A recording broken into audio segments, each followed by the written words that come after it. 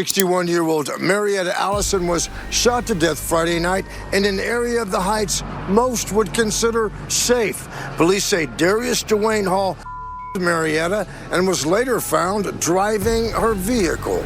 Yes, Your Honor. This is a capital murder occurred on March 6th. This is not 18-year-old Darius Dwayne Hall's first time before a judge. We do know that he's on juvenile probation for an evading arrest and an aggravated robbery. She had spent the entire day inside a hospital, sitting beside her best friend as she went through chemotherapy, watching the hours drag on, making sure she wasn't alone, making sure she ate, even feeding her herself when she couldn't bring herself to take another bite.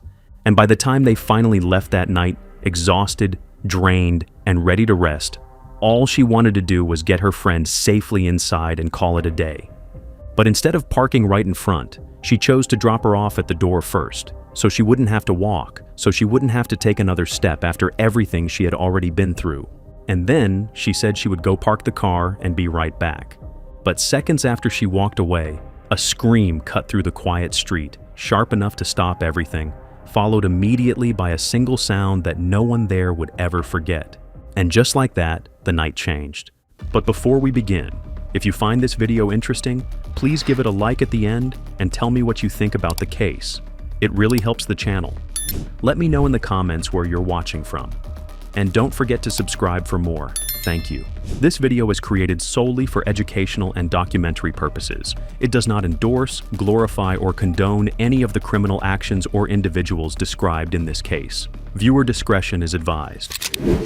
Marietta Allison was 61 years old, and she lived in Austin with her husband, and she had built a life that, from the outside, looked steady and complete, with 2 grown children and years of experiences behind her. But the people who knew her didn't describe her by those facts first.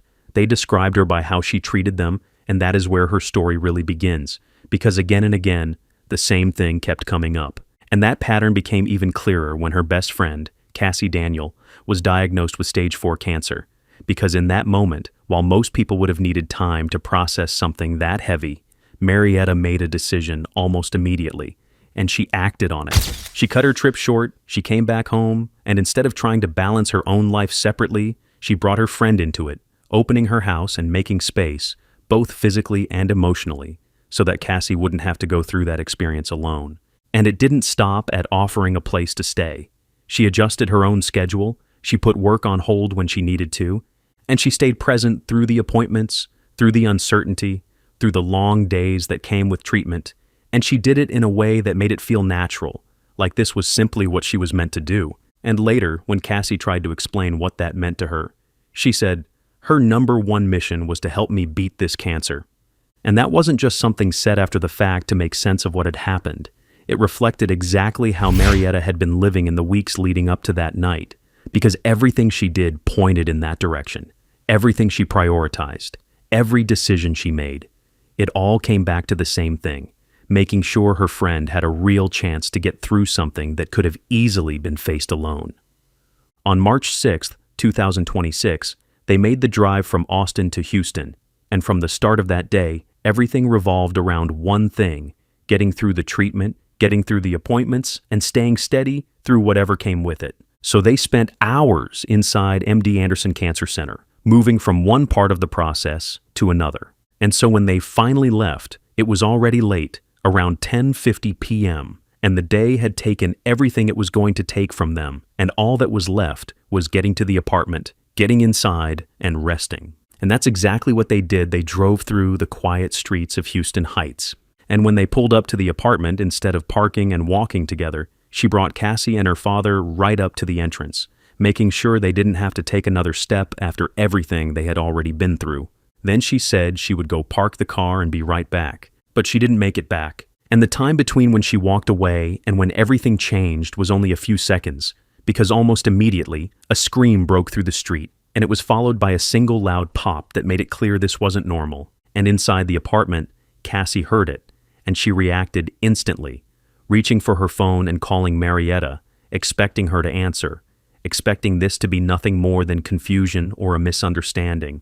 But the call kept ringing, and there was no response, and that silence told her something was wrong. And outside, as Marietta walked back from where she had parked, a man approached her directly. He was covered, with a mask, with gloves, with his identity concealed, and his intention was clear from the start. He moved toward her and tried to take her purse, but Marietta reacted. And that resistance changed everything, because instead of ending quickly, the situation escalated. And by the time the sound reached the people inside and the call went unanswered, the outcome of that encounter had already been set. After that, he didn't leave immediately, and instead of running, he stayed at the scene and went through her belongings, checking her purse right there on the street. And that detail showed he was still focused on taking what he came for. Then he moved to the vehicle she had just parked, a 2019 Toyota Highlander, got inside, and drove away from the area, leaving before anyone nearby could reach her or understand what had just happened. And while calls were being made and officers were being dispatched, the vehicle was already moving through Houston, so a lookout was broadcast and units began searching for it. And about 45 minutes later, officers located the Highlander. They attempted to stop it, but the driver did not comply, and instead he continued forward, so the situation escalated into a pursuit. And as officers followed, the vehicle kept moving, covering distance across the city, refusing to stop despite clear attempts to bring it to a halt. And that pursuit continued for miles, approximately 10 in total, with officers maintaining contact as the driver tried to get away.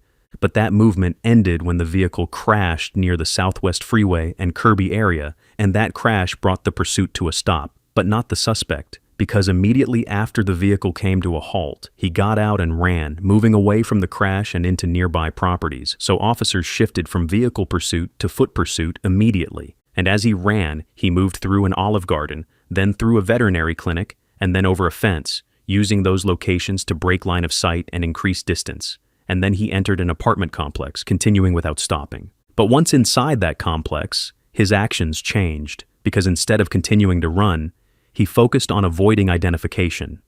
Cameras in the area captured him near one of the units, and in that footage, he was seen removing his clothing and dropping it. Then, after discarding those items, he forced entry into a unit, identified as Unit 6, and remained inside. Officers established a perimeter, and SWAT units were called in, and the situation transitioned into a contained standoff. And for approximately 3 to 4 hours, he stayed inside that unit while officers held their positions outside, maintaining control of the scene. And eventually, after that period, he came out of the unit, identified himself, and was taken into custody, ending the foot pursuit and the standoff sequence. Friday, I went to MD Anderson for my second chemo treatment, and I shared about that on Friday. And in that, I got to show you my dad and my friend Marietta, who I consider to be like a sister. And I did have some complications from the chemo. Had a reaction, and so it took longer. So we left MD Anderson at 10:50 on Friday night, and we drove to my friend's house who we were staying with. And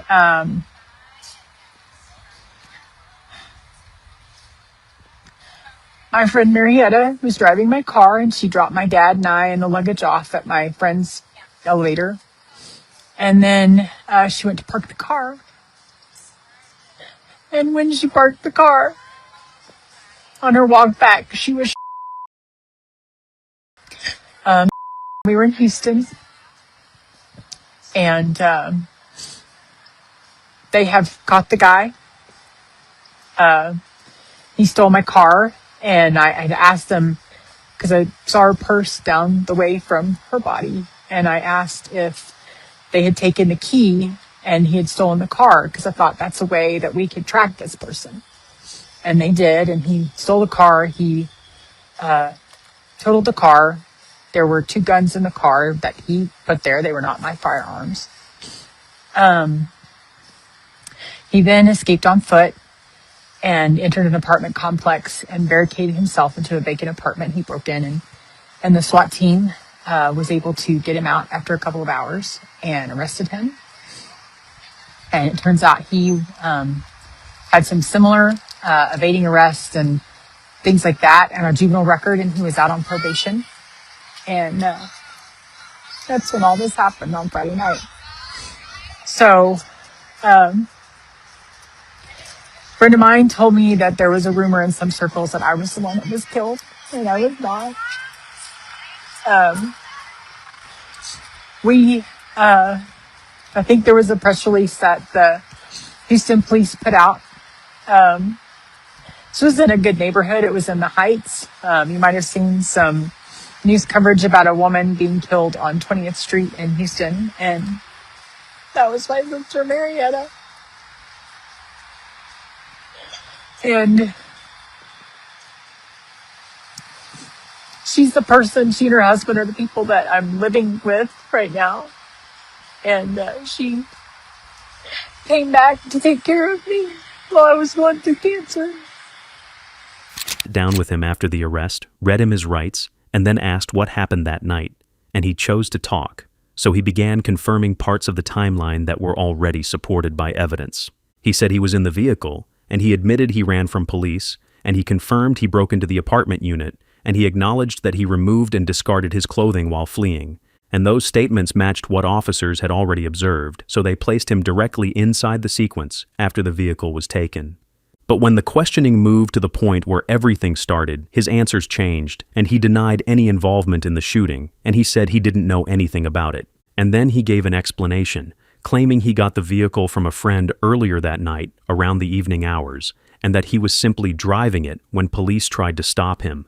So while he accepted the parts that could already be proven, he rejected the part that defined the case. But there was another account, and it came from someone who was with him during that same period. A juvenile girl, identified as TR, told investigators that he pulled up in a gray Toyota Highlander and started honking to get her attention, and she noticed immediately that something was off because she knew he didn't own a car. So she asked him whose vehicle it was, and instead of giving a clear answer, he told her, "Some messed up snot happened today." And as he said that, she saw that he had a gun, and she described how he held it while they were together. And that account connected him to the vehicle, the timing, and the situation in a way that his own explanation did not resolve. Houston police say Allison was shot on West 20th Street in the Heights late Friday night. Loved ones tell us Allison lived in Austin, but was in town helping a friend with the chemotherapy appointment at MD Anderson. After Allison dropped her off at another friend's apartment, she parked and was heading there too. As investigators processed the case, inside the recovered vehicle, they found 2 firearms, and that detail matched what had been described by the witness who was in the car during the escape, and it confirmed that weapons were present throughout that sequence.